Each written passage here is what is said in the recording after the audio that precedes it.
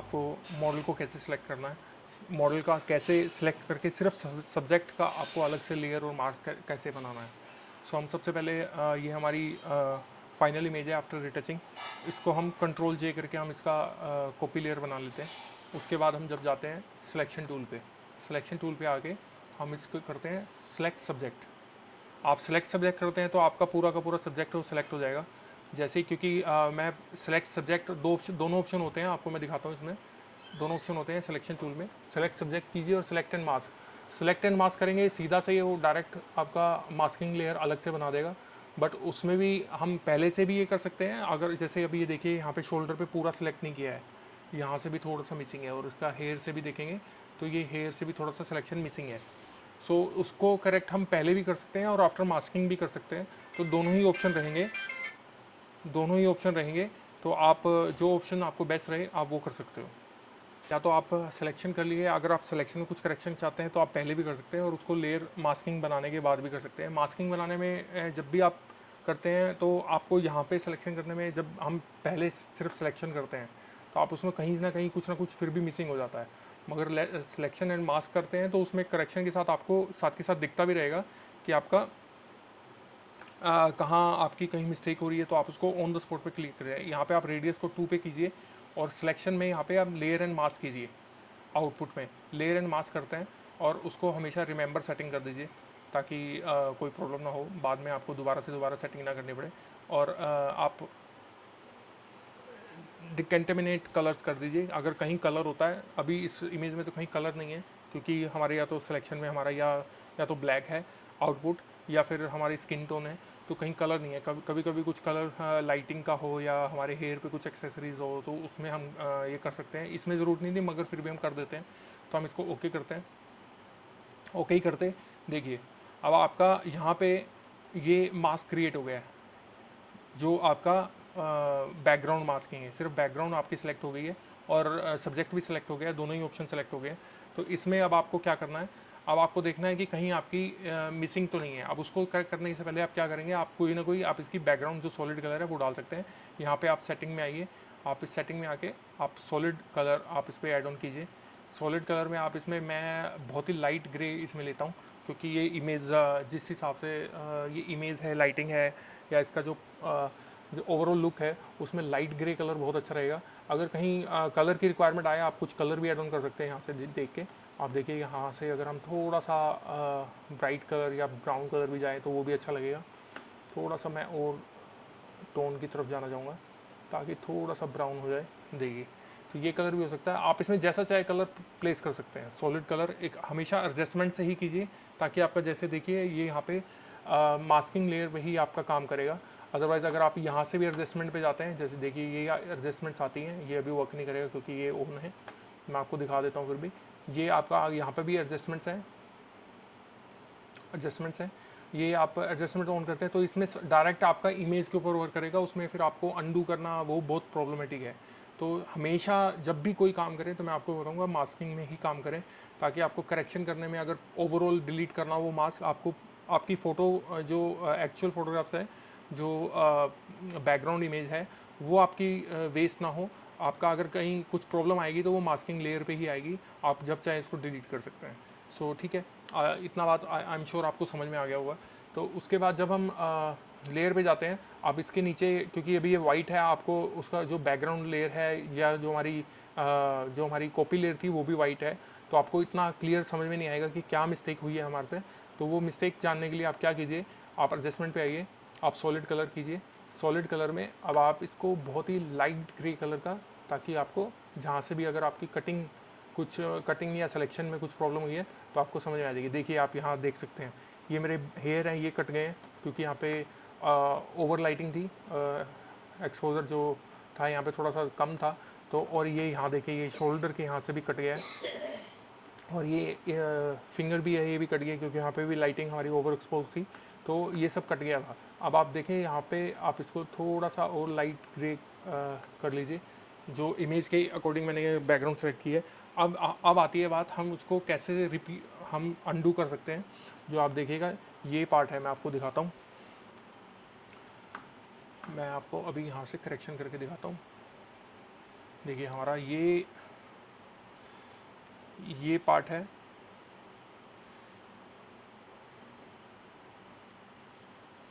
हमारा ये जो पार्ट है ये पार्ट कट गया है इमेज में।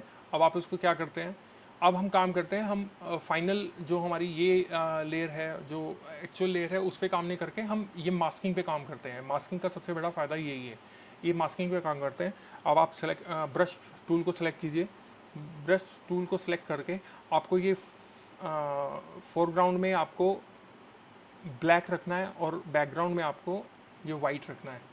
आप इसको एक्स से आप चेंज कर सकते हैं। देखिए एक्स प्रेस करेंगे तो एक्स से आप चेंज कर सकते हैं। और उसके बाद आप फोरग्राउंड में अगर हम ब्लैक रखते हैं और बैकग्राउंड में वाइट रखते हैं तो उससे आप इसको अंडू कर सकते हैं। देखिए ये और क्लियर होता चला जाएगा। और अगर आपको यहाँ से आपको अपनी एक्चुअल बॉर्डर का जो हमारे लेयर का जो एक्चुअल इमेज रिटर्न करना है, आप उसको एक्स कीजिए, वाइट फ्रंट में आ जाएगा और ब्लैक बैकग्राउंड में चला जाएगा। अब उसको आप वापस से लेके आ सकते हैं। ये हमारा मास्किंग लेयर पे काम हो रहा है। आप ये यहाँ देख सकते हैं मास्किंग लेयर है, ये मास्किंग लेयर पे हम काम कर रहे हैं। तो अब आप इसको यहाँ से जितना होगा आपको ठीक लगेगा। जैसे आपको लगेगा कुछ फिर से मिस्टेक हो गई है, आप इसका जो बैकग्राउंड लेयर है मैं आपको अभी दिखाता हूँ। अभी जैसे हमारे से देखिए कुछ एक्स्ट्रा हम उसको ओवर कर रहे हैं, इसको बाद में हम करेक्ट कर सकते हैं ईजिली। लेयर में काम करने का, हमारा मास्किंग लेयर में काम करने का फ़ायदा यही है। देखिए अब आप इसको कर लीजिए जितना आराम से कर सकते हो। जैसे ही लगेगा आपको मिस्टेक ज़्यादा हो गई है तो वो हम उसके अकॉर्डिंग हम करेक्ट कर लेंगे।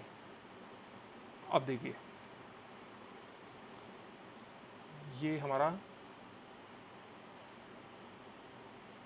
हमारा फाइनल, अब आपको इसमें समझ में आ रहा होगा कि हमारा शोल्डर कहाँ तक करेक्ट है। हम फिर भी ओवर कर लेते हैं एक बार ताकि हमें कोई प्रॉब्लम ना हो बाद में। अब आपको आइडिया लग रहा है कि हमारा शोल्डर ये इस एरिया तक आ रहा है। अब इसमें क्या करना है, हमें वापस से एक्स करना है, बैकग्राउंड में ब्लैक लेके आना है, सॉरी फोरग्राउंड में ब्लैक लेके आना है और बैकग्राउंड में हमें वाइट रखना है। अब आप इसको थोड़ा सा जूम इन करके देखिएगा तो थोड़ा जूम इन करेगा। अब आपका एक्शन बहुत ही, पेन टूल से मैं काम करता हूँ, पेन टैबलेट से, तो उससे आपको एक्यूरेसी बहुत अच्छी मिलती है। वाईकॉम का पेन टैबलेट है, आप छोटा वाला यूज़ कीजिए। मैंने थोड़ा मेरी सिलेक्शन में थोड़ा गलती हो गई थी। मैंने सिर्फ पेन टैबलेट लेना चाहिए था जिससे मेरे को मैंने स्क्रीन वाला जो स्टूडियो है वाईकॉम सेंटेक 16 प्रो ले लिया था। तो वो ज़्यादा यूज़ का नहीं है, आप नॉर्मल आप पेन टैबलेट से ही ले सकते हैं। वो आपको 25,000 रुपये के आसपास पड़ेगा। ये कुछ 80,000 रुपये का पड़ा था। आई थिंक ये मेरी मिस्टेक थी, ये मेरे को परचेज नहीं करना चाहिए था। तो साथ के साथ मैं आपको क्योंकि मेरा एक्सपीरियंस जो होता है मैं आपको वो भी शेयर कर रहा हूँ। आपसे थोड़ा सा ये रहेगा कि जो मैंने गलतियाँ की हैं आगे कोई और ना करे। तो वाईकॉम का 16 प्रो लेने का कोई फ़ायदा नहीं है। या तो आप स्टूडियो लीजिए, जो स्टूडियो में आता है इसमें 16 प्रो, वो पूरा का पूरा कंप्यूटर ही होता है। आपको उसको लैपटॉप के साथ अटैच करने की ज़रूरत नहीं पड़ती, आप उसमें डायरेक्टली काम कर सकते हो। मगर वो इतना ज़्यादा हाई कॉन्फ़िगरेशन हमें रिक्वायरमेंट रहती है तो वो भी इतना ज़्यादा मुझे नहीं लगता कि उतना ज़्यादा वर्थ रहेगा।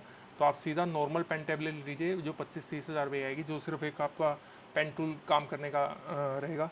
ये थोड़ा सा मुझे लग रहा है कि ज़्यादा हो गया। यहाँ से देखिए, अब देखिए ये शोल्डर आपका बिल्कुल यहाँ से, सॉरी, शोल्डर आपका बिल्कुल यहाँ से क्लीन हो गया है।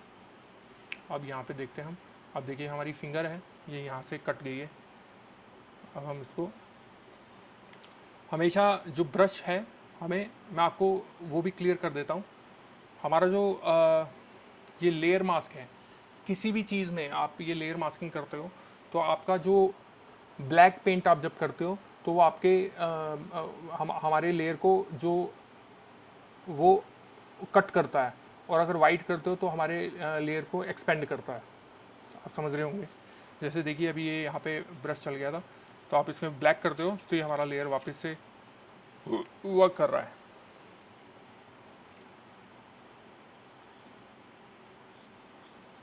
अब ये देखिए हमारा जो फाइनल आउटपुट थी इमेज की वो वापस आ रही है। अब आप इसको ईज़िली आप इसको हटा सकते हो, ये हमारी है। तो मास्किंग में काम करने का फ़ायदा भी ये है, आप किसी भी टाइम पे किसी भी स्पॉट पे आप उसको अंडू कर सकते हो। आपको हिस्ट्री में जाने की ज़रूरत नहीं पड़ती कि आपको, जैसे हिस्ट्री करते हैं ना हम, अंडू करते रहते हैं, तो अंडू की भी एक लिमिट है। अब यहाँ मास्किंग में आपकी कोई लिमिट नहीं है, आप जितना चाहे उस पर वर्क कीजिए, कहीं मिस्टेक हो जाए उसको। ओपेसिटी, दो ऑप्शन होते हैं, या तो ओपेसिटी में जब आप ओवर डोज एंड बर्न कर दें, ओवर आपकी कलरिंग हो जाए या स्किन टोन ओवर हो जाए, तो आपका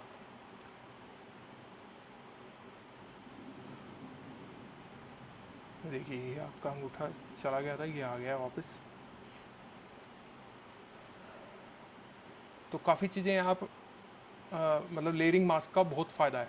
आप एक बार सीख जाओगे लेयरिंग का या मास्किंग का, कमेंट करके आप सेक्शन में मुझे बता सकते हैं कि किसी को लेयर मास्क में प्रॉपर डिटेल में कोई वीडियो जानकारी चाहिए, तो मैं एक वीडियो अलग से बना दूंगा मास्किंग के लिए, किस किस पर्पज़ में आप कहाँ कहाँ यूज़ करते हैं मास्किंग। वैसे तो हर एडजस्टमेंट आपका मास्किंग ही बनता है। ये पूरा का पूरा, अब आप देखिएगा, ये मैं आपको यहाँ से पूरा का पूरा दिखा देता हूँ। ये मैं बहुत डिटेल में आपको बता रहा हूँ, रीज़न ये है कि कभी, क्योंकि जब आप शुरू शुरू में करना जब सीखते हैं तो आपसे काफ़ी मिस्टेक्स होती हैं, तो अब जब आप प्रैक्टिस हो जाती है तो आपको ईजिली आप उसको कर सकते हो। क्योंकि अगर मैं अभी आपको सारी ऊपर ऊपर से करके दिखा दूंगा और आपको बाद में जब मिस्टेक होंगी तो आप उसको क्लियर नहीं कर पाओगे, तो इसलिए मैं आपको डिटेलिंग में दिखा रहा हूँ कि कितना आप डिटेल में आप इसको पकड़ सकते हो। तो ये देखिए, ये हमारा ये हमारी टोन है, यहाँ से ही हो गया। अब आप आइए यहाँ पे, ये हमारे हेयर कटे हुए हैं। अब आपको इसमें बहुत अच्छे से क्लियर से समझ में आएगा। देखिए अब हमारा ब्लैक है, तो देखिए ब्लैक ये वापस इससे ये पूरा का पूरा ग्रे होता चला जाएगा, ठीक है ना। अब हम इसको रिमूव करना हम हमारे हेयर को वापस लेके आना चाह रहे हैं, तो आप इसको वाइट कीजिए, एक्सप्रेस कीजिए, वाइट हुआ और आपका देखिए हेयर वापस आ गया। सो मास्किंग का ये फ़ायदा है, आप किसी भी पॉइंट पे आप उसको अंडू कर सकते हो, डिलीट कर सकते हो।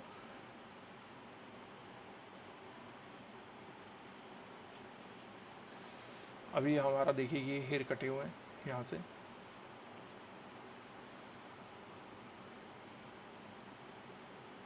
एक सैम्पल इमेज है जो मैंने बहुत पहले शूट किया था, कभी आज से कोई 6-7 साल पहले, तो कुछ निकल आया था। मैं एक्चुअली वाइट बैकग्राउंड का कुछ ढूंढ रहा था, क्योंकि बहुत से ऐसे फ़ोटोग्राफर्स हैं आजकल, यंग जो फोटोग्राफर्स हैं वो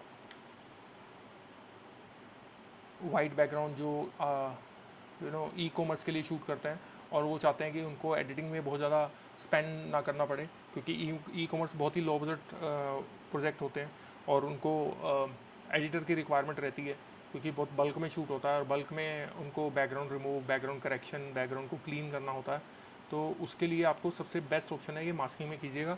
अगर वो खुद से ही करना सीख लेंगे तो उनको एडिटर की रिक्वायरमेंट नहीं पड़ेगी और उनका जो एक्सपेंडिचर है वो बच जाएगा। क्योंकि मैं काम करता हूँ, मैं रेगुलर एक्सपीरियंस रहा है, तो मेरे को पता है कि कहाँ कहाँ क्या क्या प्रॉब्लम आती है। फ़ोटोग्राफी सीखना, एडिटिंग सीखना भी एक सिर्फ एक फ़ोटोग्राफी सीख लिया तो आप, ऐसा नहीं है कि आप मार्केट में इस्टेब्लिश हो जाओगे। बहुत सारी चीज़ें हैं जो हम एक्सपीरियंस करके, 15 साल का एक्सपीरियंस हो गया है, तो 15 साल का एक्सपीरियंस करके हम मार्केट में देखते हैं कि क्या क्या प्रॉब्लम्स आ रही हैं एक नए पर्सन को मार्केट में इस्टेब्लिश होने के लिए। तो वो बहुत सारी चीज़ें हैं, छोटी छोटी चीज़ें बहुत काम करती हैं। अगर आप एडिटिंग खुद से कुछ पॉइंट खुद से सीख लोगे, डजेंट मैटर आप वो खुद करते हो या नहीं करवाते हो, तो आप बाहर से भी करवाते हो, उसका कोई फ़र्क नहीं पड़ता। कुछ ना कुछ पॉइंट आपको आने चाहिए, ताकि आपको कभी भी एमरजेंसी में रिक्वायरमेंट रह गई, आपके पास बजट नहीं है, आप खुद से हाथ अपना ट्राई कर सकते हो एडिटिंग में, तो आपको प्रोजेक्ट छोड़ने की ज़रूरत नहीं पड़ेगी। कभी कभी ऐसा होता है कि हमारे पास एडिटिंग का बजट नहीं होता, क्लाइंट कहता है कि हमारे पास इतना बजट नहीं है एडिटिंग के लिए, हम दें, और आपको फिर भी उसको प्रोजेक्ट को एक्सेप्ट करना होता है। तो उस चीज़ के लिए मैं आपको सजेस्ट करूँगा कि एडिटिंग में कुछ ना कुछ आप सीख लें, ताकि आपको कभी कभी लो बजट में कभी काम आ जाए तो आपको कुछ करना पड़ेगा, आपको खुद से कुछ अपनी पर्सनल पिक्चर इमेज पे काम करना पड़े, तो आपको एडिटिंग में अपना एक्सपेंस, अपने जो अमाउंट है वो वेस्ट ना करना पड़े। वैसे वेस्ट तो कुछ नहीं होता है यहाँ पे, आप अगर पैसा पे करते हो आपको रिजल्ट भी उतना ही अच्छा मिलता है। सो आई एम श्योर आपको ये समझ में आ गया होगा। अब आप देखिए यहाँ पे आके आप जो बैकग्राउंड का लेयर किसी भी पॉइंट में आप कभी भी चेंज कर सकते हैं, क्योंकि हमने ये जो लेयर है ये सॉलिड कलर लेयर सेलेक्ट किया था एडजस्टमेंट में। ये है यहाँ पे, ये एडजस्टमेंट्स में आते हैं, सॉलिड कलर है, आप इसमें सॉलिड कलर एडजस्टमेंट कभी भी आप यूज़ कर सकते हो। तो इसमें और भी चीज़ें हैं, लाइटिंग है, वो सब कुछ धीरे धीरे करके अगली किसी वीडियो में मैं आपको समझाऊंगा। अभी मैं सिर्फ बैकग्राउंड की बात कर रहा था। तो बैकग्राउंड में आप इसको, बैकग्राउंड में किसी भी कलर को आप कभी भी कहीं पे भी डाल सकते हो। तो as per your client requirement या ग्राफिक डिज़ाइनर के रिक्वायरमेंट के अकॉर्डिंग आप कभी भी इस कलर को रिप्लेस कर सकते हो। अब आप इसको, अब इस इमेज को आप ऐसे ही यहीं पे सेव कर लीजिए, ओपन लेयर में आप सेव कर लीजिए, और इसके बाद कभी भी आपको कोई भी प्लेसमेंट करनी हो किसी भी तरीके की, आप लेयर में आप डाल सकते हो। तो आई एम श्योर आपको ये समझ में आ गया होगा। फिर भी मैं आपको, जो अभी तक मेरे को लग रहा था, इस इमेज में हम जो है स्किन टोन लेयर भी डाल सकते हैं। मैं आपको दिखा देता हूँ। देखिए इस टाइप की लेयर, ये स्किन का जो कभी कभी होता है, जो ब्यूटी प्रोडक्ट में हमेशा यही होता है कि स्किन टोन की जो बैकग्राउंड है वो ज़्यादा यूज़ करते हैं। तो आप देख सकते हैं इसमें किसी भी तरीके की ये बैकग्राउंड वो भी ज़्यादा अच्छी रहेगी। ठीक है ना। अब आप ये देखिए, लाइट ग्रे बैकग्राउंड भी अच्छा लगता है, और लाइट ग्रे और स्किन टोन बैकग्राउंड भी बहुत अच्छा रहता है। अब इस बैकग्राउंड में अगर आपको लगता है कि कहीं आपको प्लेसमेंट कुछ ग्रेडियंट की रिक्वायरमेंट है, ग्रेडियंट भी आप इसमें डाल सकते हैं। तो वो भी मैं ट्राई करता हूँ आपको यहाँ पे समझाने की। अब आप इस लेयर में आप एक लेयर ऐड कर दीजिए, और यहाँ पे आप ग्रेडियंट में जाइए, और ग्रेडियंट में जाके एक ये ग्रेडियंट सेलेक्ट कीजिए, और यहाँ पे आप बेसिक ग्रेडियंट, आप ये बेसिक ग्रेडियंट रखिए, और यहाँ पे आप आइए, आप इसका स्किन टोन का यहाँ पे वाइट रख लीजिए, ताकि वाइट लाइट हम यूज़ कर रहे हैं। वाइट लाइट में आप, क्योंकि हमने ट्रांसपेरेंट रखा है, आप यहाँ पे भी देखिएगा ये भी ट्रांसपेरेंट है एक पार्ट, जो हमें ये अब ये इफेक्ट मिलेगा इस ग्रेडियंट से। और इस ग्रेडियंट में हमारा ऑप्शन है, हम ये इनमें भी हम ऑप्शन सेलेक्ट कर सकते हैं आपको किस टाइप का इफेक्ट चाहिए। तो अभी हम देखते हैं क्या इफेक्ट आता है। अभी आप देखिए ये लाइटिंग, जो हमारा हमने जो ग्रेडियंट किया था वो यहाँ पे मास्किंग लेयर पे एक नया हमने लेयर सेलेक्ट कर लिया था। यहाँ से हम ऑप्शन है ये प्लस का ऑप्शन करेंगे, आपका नया लेयर बन जाएगा। उसके बाद ग्रेडियंट पे जाएंगे, तो आप ये ग्रेडियंट ऑप्शन है, वाइट लाइट, आप जैसा भी इफेक्ट देना चाहें आप इसमें, जो भी कलर आप इसमें सेलेक्ट करेंगे, आप रेड सेलेक्ट करेंगे, आपको रेड इफेक्ट मिलेगा। आपको दिखा देता हूँ, ये देखिए रेड इफेक्ट आ गया। बट वाइट ज़्यादा बेटर रहेगा, बिकॉज हमारी कटिंग लाइट्स हैं, बहुत इफेक्ट रखता है। आपको लाइटिंग की नॉलेज एडिटिंग के टाइम पे या जब शूट करते हैं, तो आपको एडिटिंग के टाइम पे पता होना चाहिए कि हम कितना हम इसमें एडिटिंग में खेल सकते हैं। तो आप शूटिंग के टाइम पे भी ध्यान रखते हैं कि हम एडिटिंग में क्या क्या कर सकते हैं, तो उसके हिसाब से आप अपना शूट करते हैं। जब भी मैं शूट करता हूँ तो मैं पहले से प्रिपेयर होता हूँ कि मेरे को एडिटिंग में क्या करना है। जो शूटिंग में अगर मुझे कुछ लगता है कि मुझे कुछ ऐसा, कभी कभी होता है कि बजट नहीं है, तो हम लाइटिंग को कम बजट में कैसे प्लेस कर सकते हैं। कभी कभी ऐसे होते हैं कि हमारे पास प्रोडक्शन का बजट बहुत कम है, तो हम बहुत ज़्यादा बड़ी टीम, बहुत ज़्यादा बड़ा इक्विपमेंट सेटअप नहीं लगा सकते।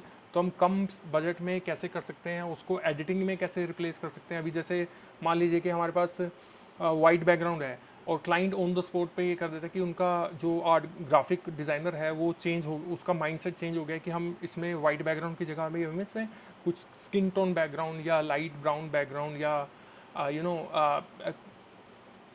जो ग्रे बैकग्राउंड है, कोई और कलर बैकग्राउंड की डिमांड आ जाती है, तो आप उसको कैसे हैंडल कर सकते हैं।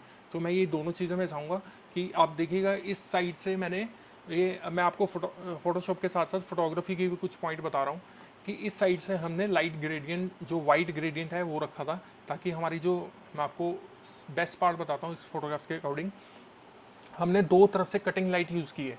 आप ये देखिएगा ये कटिंग लाइट है, मैं आप इसमें मार्किंग करके दिखाता हूँ,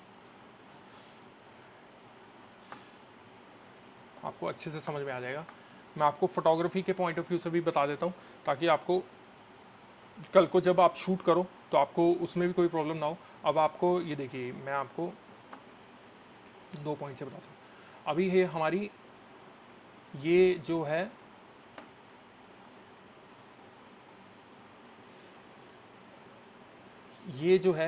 ये देखिए ये लाइट है और ये लाइट है, ये पूरी लाइट, ये कटिंग लाइट बोलते हैं हम इसको, जब हम पीछे से बैकग्राउंड लाइट को प्लेस करते हैं। और हमेशा ध्यान रखिएगा कि ये जो लाइट है ये आपके नोज़ पे ना आए, ये यहाँ नोज़ पे ना आए।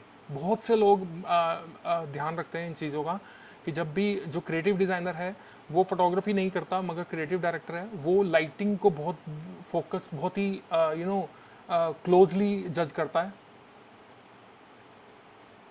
कि फोटोग्राफर की लाइटिंग में कोई मिस्टेक ना हो। तो हमेशा जब भी आप कटिंग लाइट यूज़ करते हैं तो वो कटिंग लाइट यहाँ नोज़ पे नहीं आनी चाहिए। बहुत से फोटोग्राफर ये मिस्टेक कर देते हैं, तो उनसे क्या होता है कि फिर वो जो आर्ट क्रिएटिव डायरेक्टर होता है जो एडवर्टाइजिंग एजेंसीज में होते हैं वो इन पॉइंट्स को बहुत नोटिस करते हैं। यहाँ पे आती है तो दूसरा पॉइंट क्या होता है कि हमारा जो फेस स्ट्रक्चर है वो हमारी लाइट से डिस्क्राइब होता है। Are you getting my point? So ये देखिए आपका जो जो लाइन है और ये बहुत शार्प दिखती है अगर आप जब कटिंग लाइट लगाते हो, ये पॉइंट है, ये बहुत शार्प दिखती है कटिंग लाइट लगाने में। अगर आप ये कटिंग लाइट नहीं लगाओगे तो ये बिल्कुल फ्लैट फेस दिखेगा। अभी इस स्किन रिटचिंग में भी थोड़ा सा इश्यूज हैं। जो स्किन टोन है वो बहुत ही ब्राइट है। मुझे लग रहा है कि इसमें थोड़ा सा डार्क स्किन टोन आनी चाहिए, वो भी मैं आपको अलग से वीडियो में दिखाऊंगा। अगले वीडियो में मैं वही दिखाने वाला हूँ आपको, बट मैं अभी आपको लाइटिंग के बारे में बता देता हूँ। ये जो वाइट कटिंग लाइट है ये आपका सिर्फ इस एरिया में आना चाहिए, पूरे एरिया में। मैं आपको दोबारा से इसको रिमूव करके दिखाता हूँ।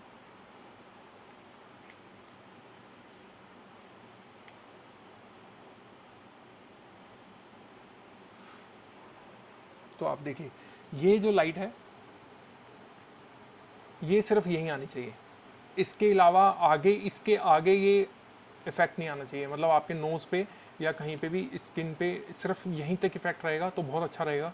आपके हेयर पे आ सकता है। हेयर के लिए कभी कभी आपको एक्स्ट्रा लाइट की रिक्वायरमेंट रहती है। आप हेयर के लिए एक ऊपर से टॉप हेयर लाइट भी डाल सकते हो यहाँ पे, एक ऊपर से सॉफ्ट बॉक्स के साथ। उसको आपको कंट्रोल करना पड़ेगा कि आपका जो लाइटिंग है वो आपके कैमरा पे ना डले या कहीं और नोज़ पे ना आ जाए, ऊपर से नोज़ पे ना आ जाए, ऊपर से फोरहेड पे यहाँ ना डले। तो आपको बहुत ही अच्छा एक ब्लैक कटर लगा के आपको सिर्फ उसको यहीं पे होल्ड करना पड़ेगा। तो ये बहुत इंपॉर्टेंट चीज़ें हैं। मैंने यूज़ नहीं की, आप देख सकते हो इसमें कोई लाइट नहीं है, सिर्फ यहाँ पे एक लाइट है और एक यहाँ पे लाइट है। तो मैं फोटोग्राफी पॉइंट ऑफ व्यू से भी आपको बता रहा हूँ कि नॉर्मली जो फोटोशॉप के लिए आप कोई भी ट्यूटोरियल देखते हो आप उसमें फोटोग्राफी का कोई भी पॉइंट डिस्कस नहीं करते हैं, क्योंकि आई एम ए फोटोग्राफर। सो मैं एडिटिंग के पॉइंट में आपको फोटोग्राफी के भी कुछ पॉइंट बता देता हूँ। दूसरा एक और चीज़ है, मैं आपको दिखाता हूँ। इस फोटोग्राफ में आइज़ जो होती हैं, जब भी आप किसी फोटोग्राफ को देखते हो आप उसकी आइज़ में देख के लाइटिंग का आइडिया लगा सकते हो। आप ये देखते हो ये आइज़ है, ये दोनों में। अब इसमें आपको दिख रहा है कि एक लाइट ऊपर है और एक लाइट नीचे है, एक लाइट ऊपर है और एक लाइट नीचे है। देखिए दोनों तरफ आपको दिख रहा है, दोनों आई बाउल में। और आपको इस फोटोग्राफ को देख के, क्योंकि ये फोटोग्राफ मैंने तकरीबन कोई 7-8 साल पहले शूट किया होगा, तो मैं अगर न्यू कमर हूँ तो मेरे को आइडिया नहीं लगेगा कि इसमें लाइटिंग क्या की है। मगर मैं बता देता हूँ कि अभी आपको कि इसमें 4 लाइट यूज़ की हैं। 2 लाइट आप देखते हो फ्रंट से, मैंने एक टॉप में एक बॉटम में। जो एक टॉप है मतलब ये उसका फोकस पॉइंट होता है, ये फोरहेड है। जो हमारे टॉप का ऊपर का टॉप लाइट होती है उसका फोकस पॉइंट होता है ये फोरहेड। ये इस एरिया में फोकस करता है, उसका जो मिडल पार्ट है, जो फ्लैश लाइट का मिडल पार्ट है। और ये होती है बॉटम लाइट जिसका फोकस पॉइंट होता है हमारा ये इसके लिप्स, मतलब उसका लिप्स और उसका लिप्स से थोड़ा सा नीचे चिन तक आप उसका फोकस पॉइंट रख सकते हो। तो ताकि आपका जो नीचे जो शेडो एरिया है वो कम शेडो बने। जितने भी आप देखते हो ये शेडो, आपकी ये जो शेडो है, जितनी भी ये शेडो है, ये शेडो है, ये शेडो है, ये आपकी बॉटम लाइट से आपकी करेक्ट होती है। कभी कभी शेडो की रिक्वायरमेंट होती है, कभी कभी शेडो की रिक्वायरमेंट नहीं होती है। अभी ये ब्यूटी शॉट है तो इसमें शेडो बहुत ज़्यादा रिक्वायरमेंट नहीं होगी। हमें स्किन को हाईलाइट करना है और हमें शेडो नहीं चाहिए होती है, बहुत कम शेडो की रिक्वायरमेंट होती है। तो आप उसको उससे करेक्ट कर सकते हो। जो बॉटम की लाइट है, बॉटम की लाइट को मैं आपको बताता हूँ, वन स्टॉप हमेशा टॉप लाइट से वन स्टॉप डाउन रखिए। टॉप लाइट से one stop down from top light, top light. So from top light ये है बॉटम लाइट।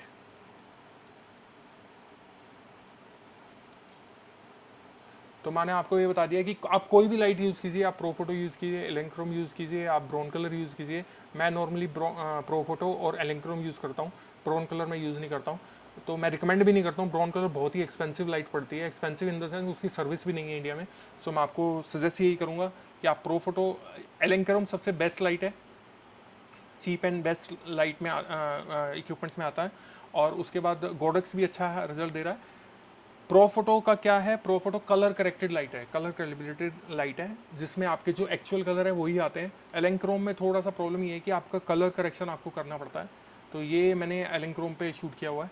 और ये आपकी टॉप, ये आपकी टॉप लाइट है। मैं आपको सारी चीज़ें फिर भी एक्सप्लेन कर देता हूँ और डिटेल में।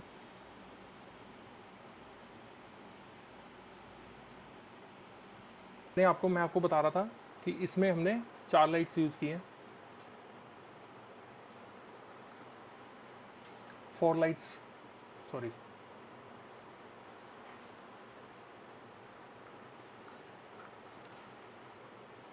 4 लाइट्स हमारी टोटल है इसमें। 4 लाइट्स हैं। फर्स्ट है टॉप लाइट, सेकंड है बॉटम लाइट, बॉटम, थर्ड है लेफ्ट साइड बिहाइंड,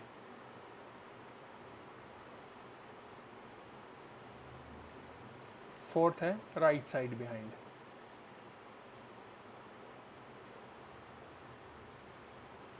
तो ठीक है ना। अब हमारा फर्स्ट था, जो फर्स्ट लाइट का था वो है हमने 5 रखा, 5.0। बॉटम लाइट था, ये हमने 4.0 रखा। अब जो हमारी थर्ड और फोर्थ साइड लाइट बिहाइंड जो होती है, जो हम साइड लाइट, कट लाइट बोलते हैं उसको, कटिंग लाइट बोलते हैं, तो इसको हमें हमेशा हमारी टॉप लाइट से 1 स्टॉप अप रखना है। ये जो हमारी थर्ड है, तो आप इसको 5.5 भी रख सकते हो और एज पर योर चॉइस, और इसको 6 भी रख सकते हो। हमेशा ये टॉप लाइट से हमेशा 1 स्टॉप, 1.5 स्टॉप या हाफ स्टॉप ज़्यादा ही रहेगा। अगर आप इसको 5 रखेंगे या 4.8 रखेंगे तो ये इफेक्ट दिखेगा ही नहीं, क्योंकि हमारा जो मेन लाइट का जो क्योंकि हमारा जो अपर्चर है वो हमेशा टॉप लाइट के अकॉर्डिंग सेट करते हैं हम। जो हमारा अपर्चर होता है, कैमरा का अपर्चर होता है, वो हम हमेशा टॉप लाइट जो मेन लाइट है उसके अकॉर्डिंग सेट करते हैं।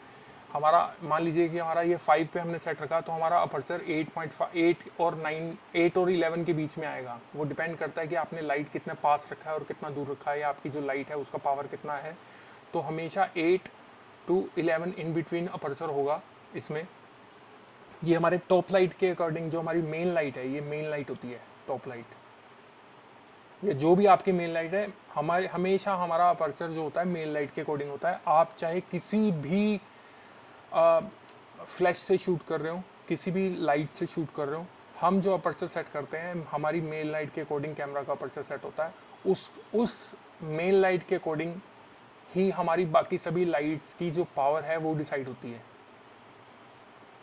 आप किसी भी लेवल की फोटोग्राफी कर रहे हो, आप वेडिंग फोटोग्राफी कर रहे हो, आप ब्यूटी फोटोग्राफी कर रहे हो, आप किसी भी तरीके की फोटोग्राफी कर रहे हो, आप जब भी मेन लाइट को सेट कर देंगे, हमारी जो टॉप लाइट मेन लाइट है, हमने इसके 5 को सेट कर दिया और हमने कैमरा के अपर्चर को यहाँ पे 8 और 11 के बीच में जो भी आपकी सेटिंग आती है as per your lighting power condition, आप उसके अकॉर्डिंग सेट कर देते हैं। उसके बाद हमारी जो बॉटम लाइट है या साइड लाइट है दोनों, उसके बाद उस डिसाइड होता है कि हमने उन तीनों लाइट का क्या सेटिंग रखनी है।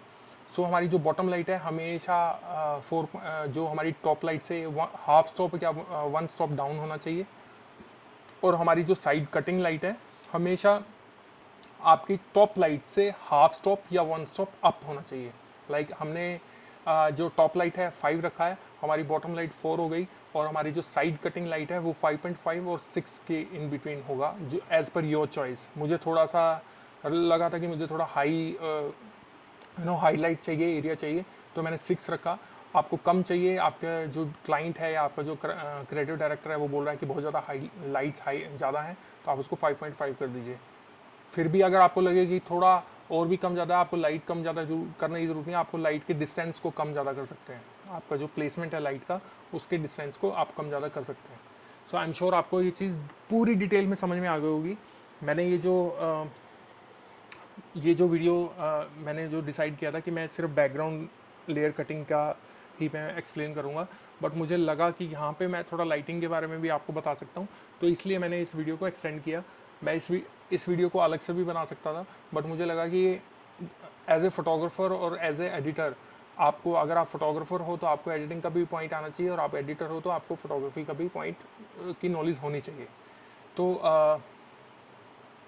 तो ये आई एम श्योर आपको सब डिटेल समझ में आ गई होगी।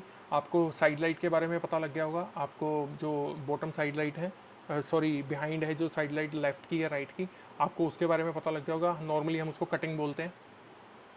आप जितना ज़्यादा, क्योंकि आप जब भी किसी प्रोडक्शन में लाइटमैन के साथ काम करते हो तो वो बहुत ही देसी लैंग्वेज में डिस्कस करते हैं। उनको जो डिटेल्स नॉलेज चाहिए होती है, जो फोटोग्राफर से आपको उनको बताना होता है, तो आप बहुत ही सिंपल लैंग्वेज में आप उनको बताओगे तो इजीली समझ में आ जाएगा। वैसे तो जितने भी दिल्ली और बॉम्बे में या जितने भी प्रोडक्शन में जो लाइटमैन होते हैं बहुत ही ज़्यादा एक्सपर्ट होते हैं। फोटोग्राफर कभी कभी तो फोटोग्राफर से ज़्यादा उनको लाइटिंग की नॉलेज होती है। तो आपको सिर्फ उनको एक रेफरेंस शॉट दिखाना होता है, आपको कुछ नहीं करना। मैं दिल्ली में भी काम करता हूँ, मैं बॉम्बे में भी काम करता हूँ। आप दिल्ली के लाइटमैन को या बॉम्बे के लाइटमैन को आप कुछ भी बोलोगे, आप रेफरेंस दिखा दीजिए उनको, सिर्फ जो आपका क्रिएटिव डायरेक्टर से मिला है या आपके क्लाइंट से मिला है या आपके खुद से माइंड से कोई रेफरेंसेज है, तो आप उनको दिखा दीजिए, वो अपने आप आपकी लाइटिंग सेट कर देते हैं। आपको कुछ भी करने की ज़रूरत नहीं पड़ती है, आप सिर्फ कैमरा हैंडल कीजिए। उसके बाद भी थोड़ा अगर लगता है कि आपको कहीं रिक्वायरमेंट है आपको चेंज करने की, आप अपने आप से कर सकते हैं, कोई प्रॉब्लम नहीं है। सो आई एम श्योर आपको यहाँ तक आपकी सारी लाइटिंग के बारे में जो इस शॉट में as per this shot lighting की मैंने काफ़ी डिटेल्स आपको नॉलेज दी है। प्रैक्टिकली आप इसको करके देखेंगे तो आपको ज़्यादा और ज़्यादा नॉलेज होगी। वैसे मैं अपनी क्लासेस जल्दी से स्टार्ट करने वाला हूँ, दिस ईयर तो नहीं, नेक्स्ट ईयर जनवरी में लाइट्स मैं जो फोटोग्राफी की क्लासेस है वो स्टार्ट करने वाला हूँ। तो आई एम श्योर अगर किसी को भी रिक्वायरमेंट हो तो आप कमेंट बॉक्स में आप डाल सकते हैं, तो उसको हम कंसीडर कर सकते हैं। तो एनीवेज यहाँ मुझे आई थिंक आपको डिटेल नॉलेज मिल गई होगी लाइटिंग के बारे में। अब आते हैं हम जो बैकग्राउंड के बारे में, जो हमारा इस वीडियो का मेन सब्जेक्ट था। बट मैंने आपको फिर भी फोटोग्राफी के, क्योंकि मुझे लगा कि मुझे कुछ इस लाइटिंग के अकॉर्डिंग मुझे कुछ ट्यूटोरियल में डाल देना चाहिए, तो सभी फोटोग्राफर्स को और एडिटर को भी समझ में आ जाएगा। तो अब आता है कि हमारा जो बैकग्राउंड में आप कितनी ज़्यादा चेंजेस कर सकते हैं। अभी आपको मैंने बताया था कि ये लेफ़्ट साइड से हमने ग्रेडियंट डाला था। अब आप, क्योंकि हमारी यहाँ लाइट थी, हमारी यहाँ जो ये लाइट थी, यहाँ पे लाइट्स लेफ़्ट साइड से आ रही थी, और तो हमने ग्रेडियंट लेफ़्ट साइड से डाला। अब आप इसमें क्या कर सकते हैं, आप इसमें ये ग्रेडियंट आप इसमें राइट साइड से भी डाल सकते हैं। अब इसमें वाइट लाइट सेलेक्ट कीजिए, आप इसमें राइट साइड से भी ग्रेडियंट डाल सकते हैं। तो आपको ये रहेगा कि यहाँ से लाइट आ रही है और वो इफेक्ट कर रही है, तो आपको ये बहुत ही नेचुरल इफेक्ट रहेगा कि ये ऐसा रहेगा कि हमने ये फ़ोटोशॉप में नहीं डाला है। आप इसको एडिटिंग में आप इतना अच्छा खेल सकते हो फ़ोटोशॉप के साथ, तो आपको बैकग्राउंड लगेगा ही नहीं कि हमने फ़ोटोशॉप में रिप्लेस किया है। सो मैं आपको जो इसका फाइनल है वो दिखा देता हूँ। ये हमारा जो टोटल एडिटिंग है, आप इसको सारे लेयर को जो हमने वर्क किया है मैं आपको बता देता हूँ। सारे लेयर को सिलेक्ट करके Command+G, क्योंकि मैं मैक यूज़ करता हूँ, Command+G, I don't know window में क्या होता है, आई थिंक Control+G होता है। तो Command+G से आप इसको एक ग्रुप कर सकते हो, ग्रुप क्रिएट कर सकते हो, और फाइनल आपको जब इसको करेंगे तो आपको बिफोर एंड आफ्टर समझ में आ जाएगा। अब आप देखिए, ये हमारा बिफोर था और ये हमारा आफ्टर है। तो आपको ये पूरा प्रॉपर एक नेचुरल आपको लगेगा ही नहीं कि हमने फ़ोटोशॉप में कट पेस्ट किया है। कहीं पे थोड़ा सा, क्योंकि ये जो हेयर हैं ये हमने गीले कर दिए थे, इसलिए बिल्कुल स्ट्रेट नज़र आ रहे हैं। मैंने बाल गीले करवा दिए थे मॉडल के, इसलिए थोड़ा सा स्ट्रेट नज़र आ रहे हैं। तो आप इसमें देखिए, ये है बिफोर, ये है हमारा आफ्टर। थोड़ा सा इम्पैक्ट अच्छा पड़ता है अगर बैकग्राउंड अच्छी क्लीन बैकग्राउंड हो और अच्छा आउटपुट हो, तो हमारा इम्पैक्ट अच्छा पड़ता है। एक ब्यूटी शॉट है, फेयर एंड लवली शॉट है, या कोई भी ब्यूटी प्रोडक्ट के लिए, आप पॉन्ड्स के लिए या फेयर एंड लवली के लिए, किसी मेकअप के लिए, किसी स्किन केयर प्रोडक्ट के लिए आप इस टाइप से शॉट, आपको नॉर्मली इसी टाइप से शॉट होते हैं। सो ये देखिए, ये बिफोर और ये after. So I am sure आपको गाइस ये समझ में आ गया होगा। मैंने फोटोग्राफी के बारे में भी, इस पूरे शॉट के बारे में आपको बताया है, और एडिटिंग के बारे में भी मैंने आपको बताया। और एक और चीज़ खास बात का ध्यान रखिए, जब भी आप शूट करते हैं, मैं आपको, जब भी आप शूट करते हैं, इमेज का जो ये पार्ट है, हमारे मॉडल का जो ये पार्ट है, आईज़ हैं या उसकी लैशेज़ हैं, हमेशा फोकस यहीं पे होता है। हमेशा फोकस आप यहीं पे रखिए, क्योंकि ये जो पार्ट है ये हमारे इस पार्ट से लेवल पे आता है, हमारी बॉडी के इस पार्ट से लेवल पे आता है। अदरवाइज आप कहीं फोकस यहाँ रखते हैं, कोई फोकस नोज़ पे रखेगा, कोई फोकस फोरहेड पे रखेगा, तो वो क्या होगा कि जब आप फोकस फोरहेड पे रखते हैं तो आपकी जो आईज़ हैं वो आउट ऑफ फोकस हो जाती हैं। ब्यूटी शॉट में क्योंकि हमारी जो डेप्थ है कैमरा से मॉडल की जो डेप्थ है वो कम होती है, हम बहुत क्लोज आके शॉट करते हैं, तो हमारी कम डेप्थ होने की वजह से जो फोकस है वो बहुत ही इम्पॉर्टेंट पार्ट होता है। आप बहुत दूर से शूट कर रहे हैं तो फिर भी आपकी पूरी की पूरा इमेज, पूरी बॉडी आपकी फोकस में रहेगी। जब पूरी बॉडी आपकी फोकस में रहेगी, ये यहाँ से यहाँ तक। जब आप बहुत क्लोज से शूट करते हैं, डेप्थ आपकी कम होती है,